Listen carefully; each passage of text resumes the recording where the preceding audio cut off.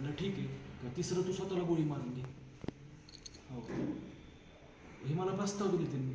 आता मला हे मी भावनिक होते, मला असं वारंवार कारण एवढ्या दिवसांनी तुमच्याकडे आलो. तर मी म्हणलं ठीक आहे, आणि आम्हाला 30 सप्टेंबरपर्यंत विचार करून तू 10 तारखेपर्यंत सांग. 30 सप्टेंबर तुझ्या नातेवाईकाला त्याला विचार कर सर.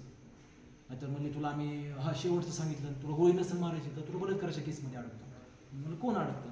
वाल्मिक म्हणलं माझं नाही, युवराज बसा, नेते बसा, माझा काही संबंध नाही. त्या ताईन तुम्ही बघा.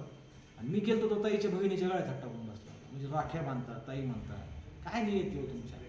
पुन्हा सांगायचं लोकाला, नाही बाळा बांगर असं, बाळा बांगरचं तसं. बाळा बांगरचं शोधून दाखवा ना तुम्ही. ते बाळा बांगरचं म्हणतात लग्न झालं दुसरं तिसरं. वाल्मिक कराड आणि त्याच्या महिला मंडळाने काय हे लाभार्थ्यांनी माझ्या अफवा सिद्ध करून दाखवा.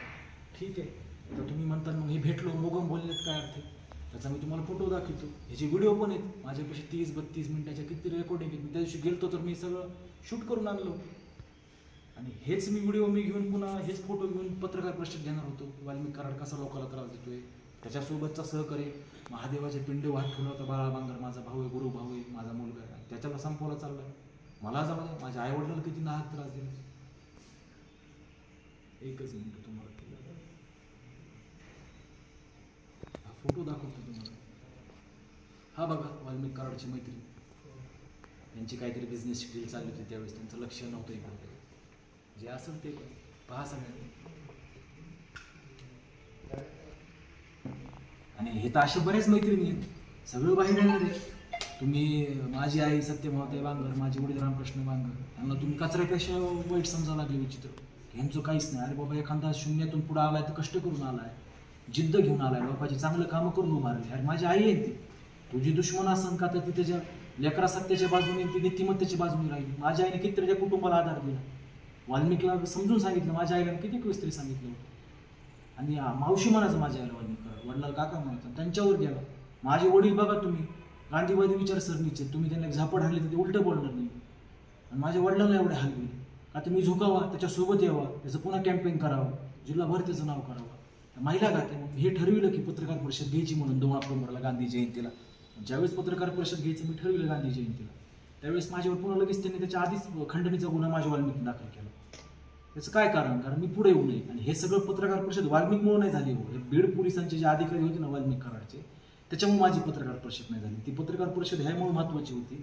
ती पत्रकार परिषद त्या दिवशी झाली असती गांधी जयंतीला, तर आज संतोष अण्णा देशमुख सारखे चांगले माणुसकीचे लोक आपल्यात असते हो. एवढा महाराष्ट्र बदनाम नसता झाला. खरं वाल्मिक जेलमध्ये मागे गेला असता, त्याच्यावर आळा बसला असता. प्रशासनातले अधिकारी हे वरद असते, चुकीच्या गोष्टी घडल्या सगळ्या. आज सांगतात महादेव मुंडेची कशी हत्या केली, सगळ्या परळीला माहिती, घराघरात माहिती. इगोवून फक्त मारला मला जेवढी माहिती. मी महादेव मुंडे कुटुंबाला कधी भेटलो नाही. महादेव मुंडेची हत्या झाली, त्याचे मित्र मला काय भेटणार, बाळा तू समाजसेवक आहेस, आमचा मित्र मारलाय बाळा, हे करा. मी त्यावेळेस उच्च अधिकाऱ्याला जाऊन भेटलो, महादेव मुंडे हत्याकांडामध्ये तपास करा म्हणून. ते मला म्हटले ह्यामध्ये काही होऊ शकत नाही म्हणले, कारण तुझ्याच जीवाला धोका होईल. त्यांचं बोलते म्हणजे तुझा जीव वाचव. आता जर उच्च अधिकारीच असणारे, म्हणजे प्रशासनातले पोलिसातले उच्च पदावर असणारे जर असे शब्द वापरला, आपण काय करायचं? तरी लढाई लढलो नव्हता. नीतिमत्तेच्या माझ्या मागं कोणती यंत्रणा होती, तिचं नाव नीतिमत्ता आहे. त्याच्यापेक्षा शासकीय प्रशासनातली यंत्रणा होती. तर राहिला विषय हा, वाल्मिक कराडने पुन्हा एवढंच नाही, माझ्यावर गुन्हे दाखल झाल्यानंतर माझ्या आईला अटक केलं. तर आईला कसं अटक केलं? पहाटे कोणी 4ला-5ला आईला अटक करतो का महिलेला? सूर्य डुबल्यानंतर, सूर्य उजळाच्या आत संध्याकाळी मिडनाईटमध्ये महिलेला अटक करता येतं? माझी आई अशी काही गुन्हेगार होती, त्यांना बीड पोलिसांना कृष्ण आंधळी सापडा म्हणतो. म्हणजे अजून पण त्यावेळेस तू माझ्या आई, माझ्या आईने पुन्हा एफआयआर असे घेतली, माझ्या आईने गोळीबार केलाय, मी गोळ्या झाडल्यात. काय कमाल झाली. जर असे कोणी घडल्यावर काय होणार? विशाल फोन कट करतो. माझ्या आईला अटक केलं. अटक केल्यानंतर बीडला सिव्हिल लाईनला ऍडमिट केलं. बीपी वाढला. आता 65 वर्षाची आई आहे माझी. आईचा बीपी वाढल्यावर ह्यांनी पण अंबाजोगाईला हलवण्याचा प्लॅन आईला.